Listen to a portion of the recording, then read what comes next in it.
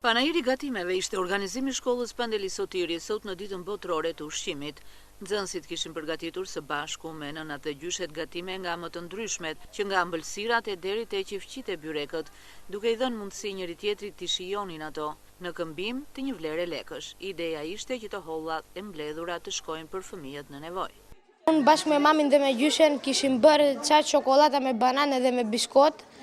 Dhe shpresojmë që të kenë nxjerrë 6-7.000 lekë. Shpresojmë që të ndihmojmë sa më shumë fëmijët jetim. Kemi sjell një varietet të ushqimeve tradicionale shqiptare, ku kemi nga ëmbëlsira deri tek byreqet e kripura që i bëjmë zonën shqiptare.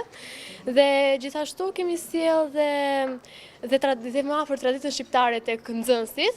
Dhe këto ëmbëlsira shiten në një pakicë monetare, kështu që dhe ato që mblidhen nga nxënësit shkojnë për jetimët, duke ndihmuar dhe ata. A thuaj, çfarë ditë është sot? Ditë e gatimit. Po, dhe çfarë sollët sot ju në shkollë? Unë solla biskota. Shite biskota? Po. Sa lek ishte një biskot? $3. Unë sot solla një kek. Shite kek? Po e shita. Sa lek more nga kek? 5.000 lekë. Koordinatorja e qeverisë nxënësve Elda Novi vlerësoi përkushtimin e tyre në këtë aktivitet. Ky është një aktivitet i iniciuar nga qeveria e nxënësve në ditën botërore të ushqimit.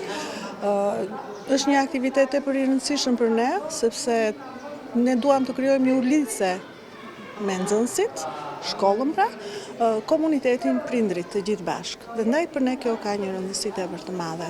Në këtë aktivitet nxënësit kishin sjell gatime të ndryshme tradicionale dhe kjo ishte një gjë shumë e mirë për ta. Ata mezi prisnin të shisin ato, sepse të ardhurat, të cilat do të nxirreshin nga kjo shitje, nga ky panajir, do të shkojnë për fëmijët në nevojë.